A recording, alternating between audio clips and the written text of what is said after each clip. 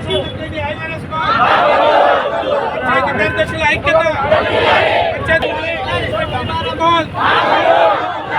శాఖకు లేని ఐవైరస్ కాల్, ఏ శాఖకు లేని ఐవైరస్ కాల్.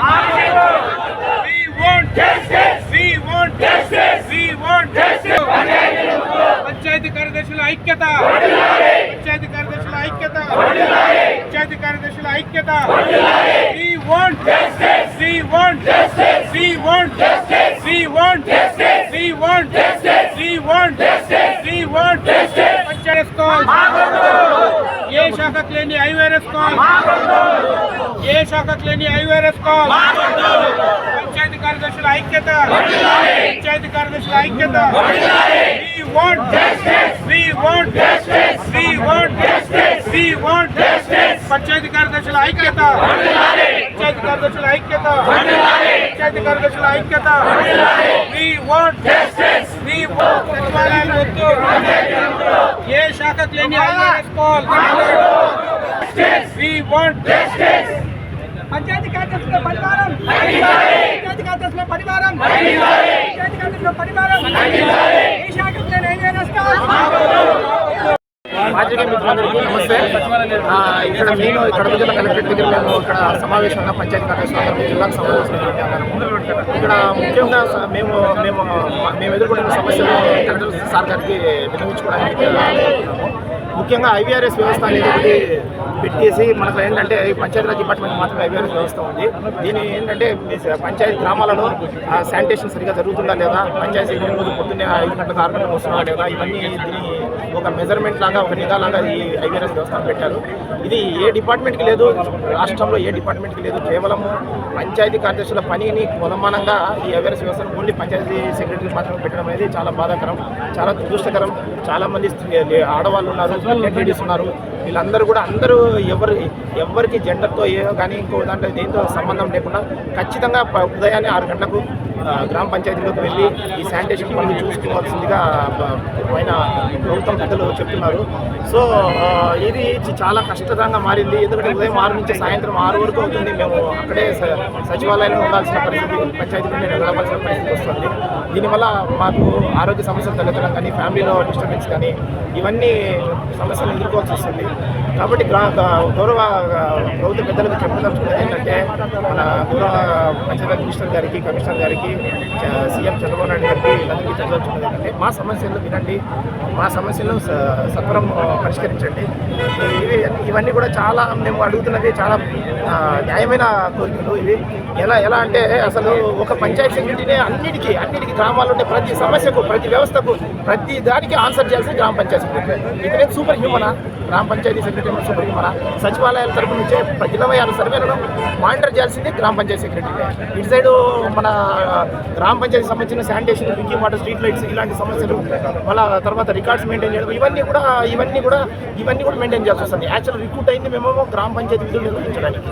సచివాలయ వ్యవస్థ రావడం ద్వారా ఈ ఎక్స్ట్రా బర్డెన్, ఈ 2 బర్డెన్స్ని మోస్తూ చాలా సమన్వయంగా తీసుకెళ్తూ, చాలా ముందుకు తీసుకెళ్తూ, చాలా భరిస్తూ, బలిపశులు రైతులను కూడా తీసుకుంటూనే వస్తున్నాము. ఈరోజు ఏంటంటే మరీ దారుణం అయిపోయింది. పొద్దున 6 నుంచి సాయంత్రం 6 వరకు ఫీల్డ్లో ఉండాల్సి వస్తుంది. అంటే ఎలా అవుతుందంటే ముఖ్యంగా ఆడవాళ్ళ పరిస్థితి ఇంకా ఘోరంగా అయిపోయింది. చిన్నపిల్లల్ని సర్దుకోలేని పరిస్థితి, వాళ్ళు స్కూల్కి పంపించుకొని చిన్నప్పుడు రెడీ చేసుకునే పరిస్థితి, టైం కూడా ఉండట్లేదు.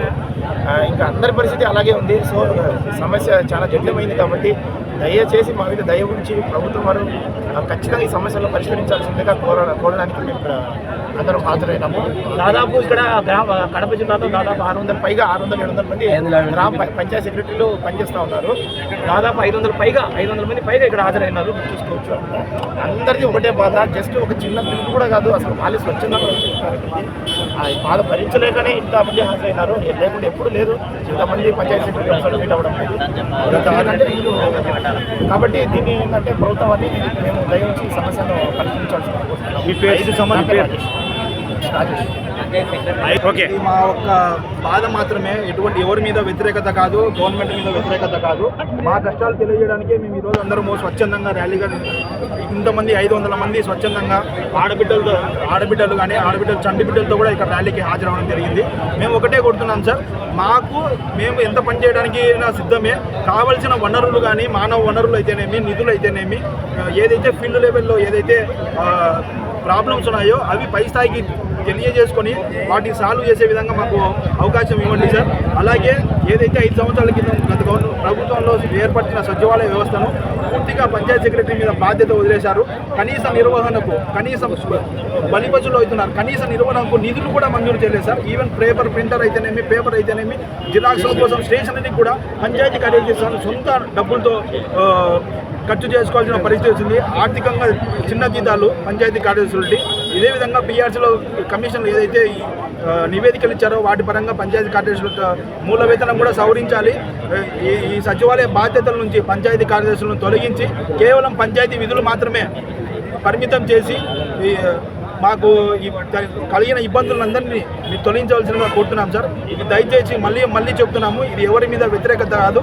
కేవలం మా బాధలు ఉదయం 6 గంటల నుంచి లేచి చిన్నపిల్లలైతేనేమి, ఇంటికి కుటుంబానికి దూరంగా అయితేనేమి ఎంతమంది ఇబ్బందులు పడుతున్నారు.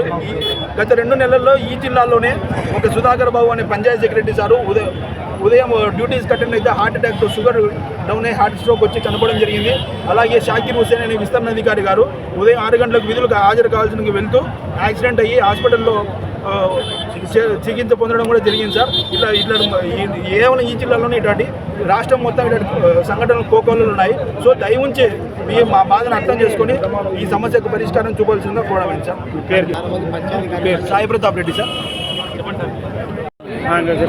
ఈరోజు మేమంతా రోడ్డు మీదకి వచ్చింది ప్రభుత్వం మీద వ్యతిరేకతను ఇంకోటి కాదు, కేవలం మేము పడుతున్న బాధ, అనుభవిస్తున్న క్షోభ దయచేసి తెలియజేసుకుంటే ఇక మీదటైనా మా మీద కొంచెమైనా మీరు కట్టసి చూపి మా యొక్క బాధలను తెలుసుకొని మమ్మల్ని ఉద్ధరిస్తారనేటువంటి ఆశాభావం దృక్పథంతోనే ఈరోజు కలెక్టర్ గారిని కలవడానికి చెప్పి రావడం జరిగింది.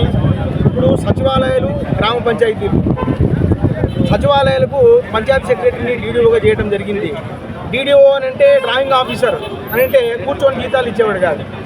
వాళ్ళకు జీతాలు ఇచ్చినంత మాత్రాన వాళ్ళ మీద ఎలాంటి యొక్క అధికారము పంచాయతీ సెక్రటరీగా లేదు.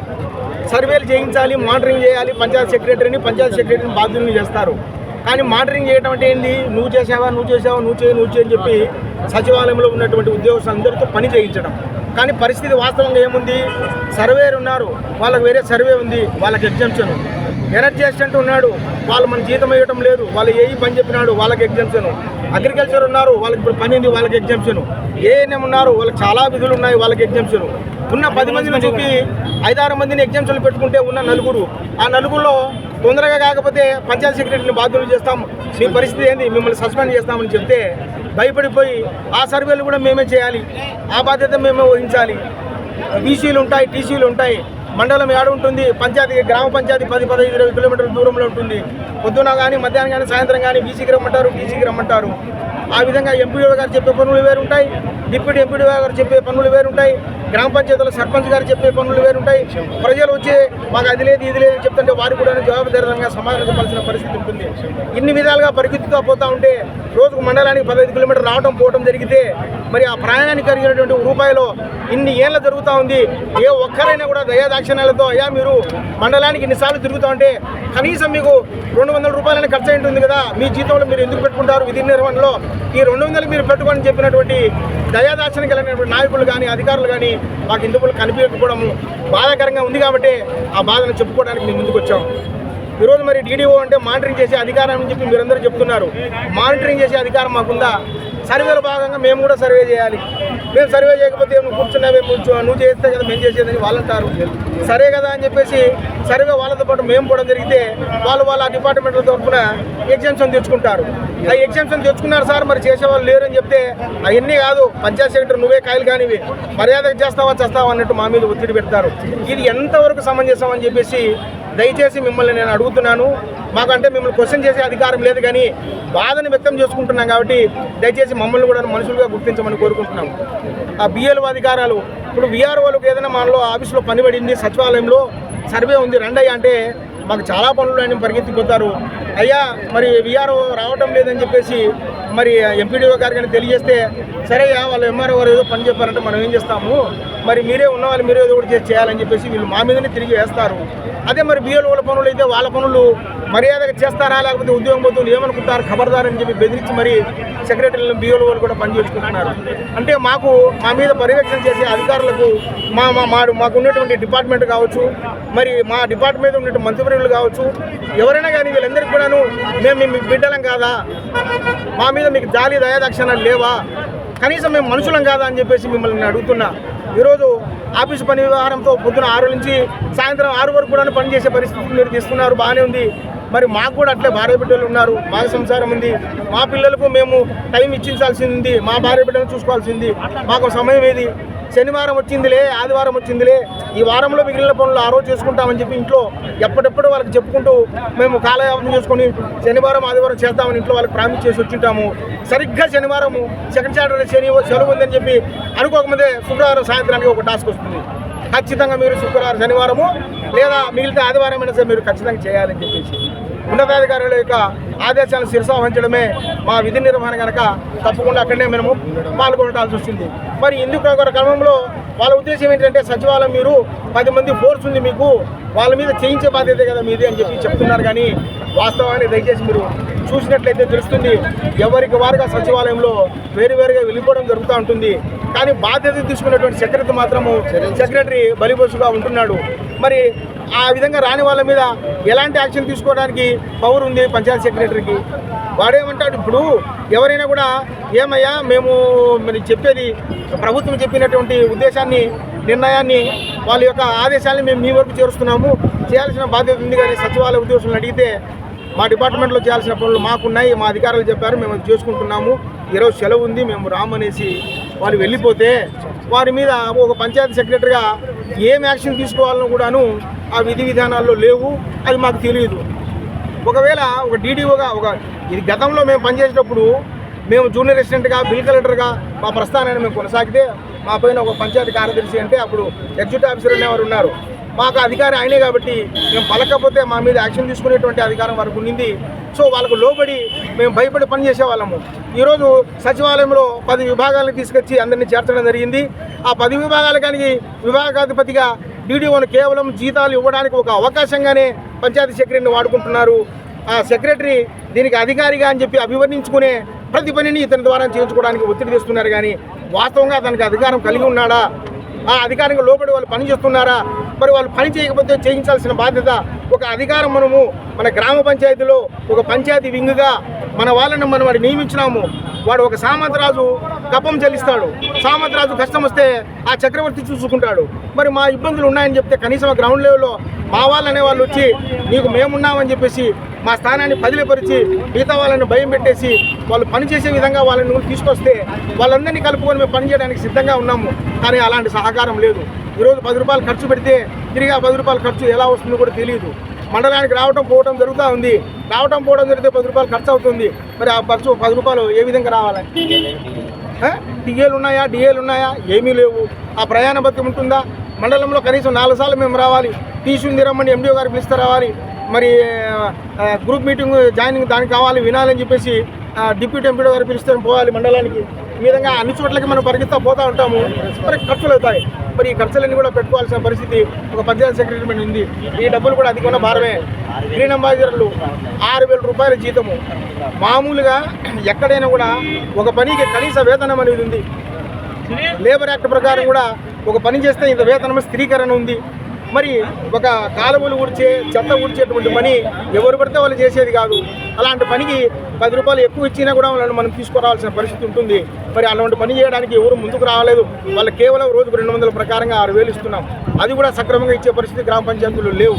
కాబట్టి వాళ్ళు రావటం లేదు, వాళ్ళకి జీతం చాలటం లేదంటే అవేమి మాకు పట్టవు. నువ్వు ఖచ్చితంగా వాళ్ళతో చేయిస్తావా లేకపోతే నువ్వు సస్పెండ్ అవుతావా అని మాట్లాడితే, ఎంత నిర్దాక్షిణంగా మాట్లాడితే, నిజంగా ఒకసారి చెప్పండి, మీకు వ్యతిరేకంగా మేము కాదు. మీరు ఏం చెప్పినా మీరు కాలుతో చెప్తే మేము చేతులతో చేసుకునేదానికి సిద్ధంగా ఉన్నాం. కానీ ఆ పరిస్థితులు ఎదుర్కొనే పరిస్థితుల్లో మేము లేము, దయనీయంగా ఉన్నాము. మమ్మల్ని కాపాడవలసిన బాధ్యత మా తండ్రిగా మీ పైన ఉంది కాబట్టి ఈరోజు మా బాధను మీకు చెప్పుకోవడానికి వస్తున్నాము. మమ్మల్ని కాపాడి మమ్మల్ని ఉద్ధరించిన తర్వాత ఈ క్షేత్రస్థాయిలో క్షేత్ర పాలకులుగా మేము ఉంటాము. మీరు చెప్పిన ప్రతి పని చేయడానికి ఉన్నాము. కానీ మమ్మల్ని మా బాధని అర్థం చేసుకొని మమ్మల్ని నిలబెట్టండి. అలాగే మా కుటుంబానికి మా భార్య బిడ్డలకు కూడా మేము కూడా సమయం ఇచ్చించాలి. ఎందుకంటే ప్రతి ఒక్కరికి ఆడబిడుపు కావాలని ప్రభుత్వమే అందరికీ పార్కులు ఉద్యానవనాలకు వెళ్ళమని సలహా ఇస్తుంది, అక్కడ సౌకర్యాలు కల్పిస్తుంది. అలాగే మా భార్య బిడ్డలు కూడా మమ్మల్ని కూడా తీసుకెళ్ళమని అడిగే పరిస్థితి ఉందంటే నాకు శనివారం మీటింగ్ ఉంది, ఆదివారం పని ఉంది, సోమవారం డ్యూటీ ఉంది. ఈ విధంగా నేను పరిగెత్తకపోతే నా భార్య బిడ్డలకు సమాధానం చెప్పాల్సిన పరిస్థితి. ఈరోజు వాళ్ళు అడిగే క్వశ్చన్ కూడా నాకు ఆన్సర్ లేని పరిస్థితులు ఉన్నాం. దయచేసి మమ్మల్ని కూడా, మాకు సంసారం ఉంది, మాకు భార్య బిడ్డలు ఉన్నారు, వాళ్ళు మనుషులమే, మేము మనుషులమే, మేము బానిసలం కాదు, ప్రభుత్వ ఉద్యోగులమే అనే విషయాన్ని గమనించి మా తండ్రి గారైనటువంటి మీరు మమ్మల్ని రక్షిస్తేనే మేము సురక్షణంగా ఉంటాము. మేము సలక్షణంగా ఉంటేనే క్షేత్రస్థాయిలో మీరు ఆశించినటువంటిది ప్రతిదీ కూడా 100% న్యాయం జరుగుతుందని అభ్యర్థిస్తూ మీ అందరూ మాకు సహకరించి మమ్మల్ని మా రిక్వెస్ట్ను మా విన్నపాన్ని మీరు దయచేసి అర్థం చేసుకుంటారనే విన్నవించుకోవడానికి వచ్చాను తప్ప మీ ఎందు ఏ వ్యతిరేక భావంతో కాదని చెప్పి మరొకసారి తెలియజేస్తూ చేతులైతే మొక్కుతున్నాను. దయచేసి మాకు సహాయం చేయండి. నా పేరు బషీర్ బాషా, పంచాయత్ సెక్రటరీ.